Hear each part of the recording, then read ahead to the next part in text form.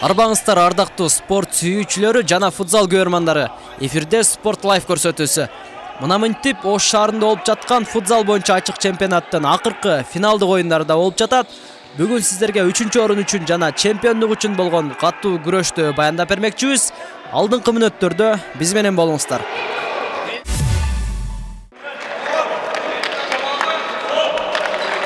3-орун үчүн ТМЖ жана Жапалак Ихлас командалары ат салышмакчы.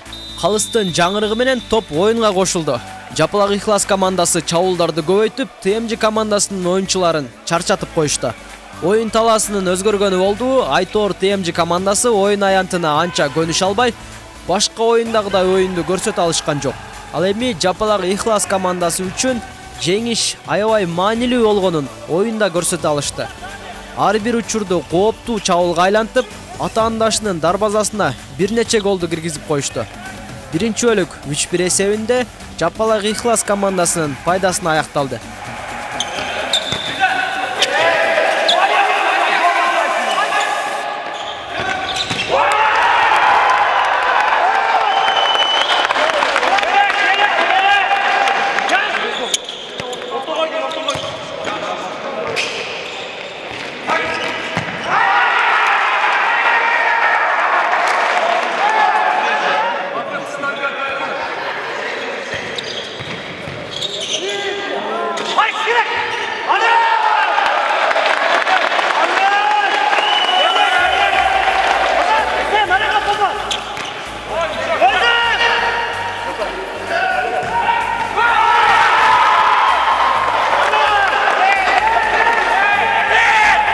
Экинчи бөлүктө аябай көп голдорду командалар күйөрмандарга тартуулашты. Биринен өтүп, бири кооптуу чабуулдарды жасап, оюнду аябай кызыта алышты десем болот.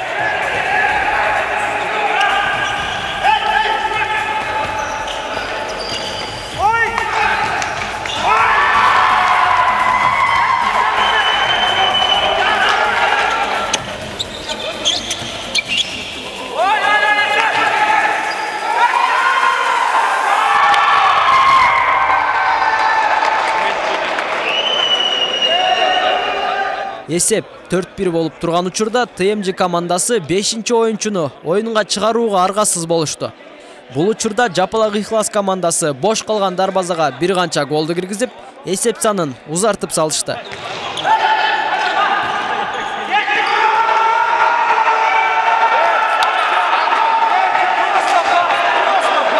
ТМЖ командасы да 5-оюнчунун жардамында бир канча голду киргизе алганы менен эсеп бир топ узарып кеткен болчу.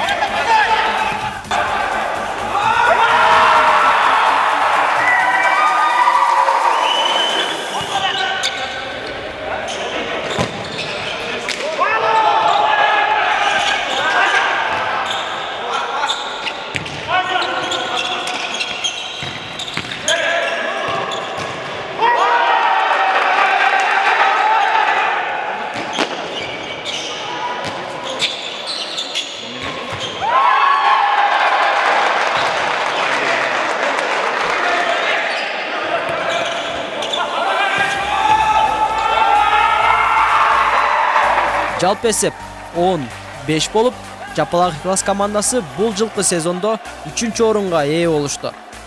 Албетте, бул ийгилик менен Жапалак Ихлас командасын куттуктап кетмекчибиз. Ал эми ТМЖ командасына кийинки жылкы сезонго ийгилик каалайбыз.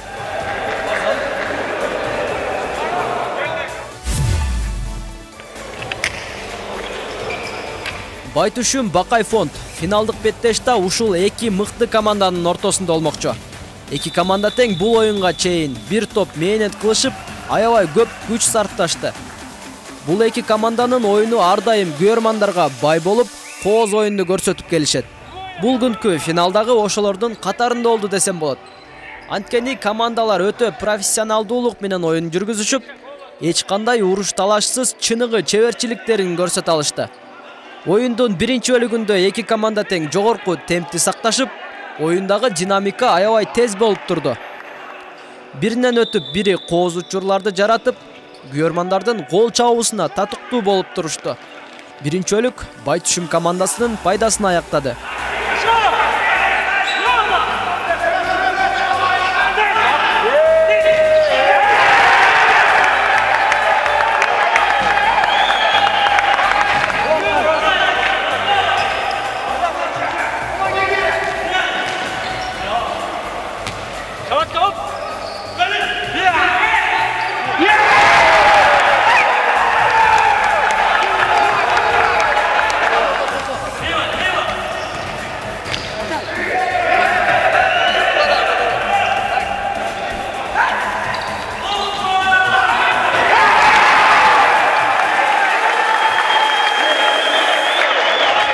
Калыстын ышкырыгы менен экинчи бөлүк башталып, Бакай фонд командасы алгачкы минуталарда үстөмдүк кылып турушту.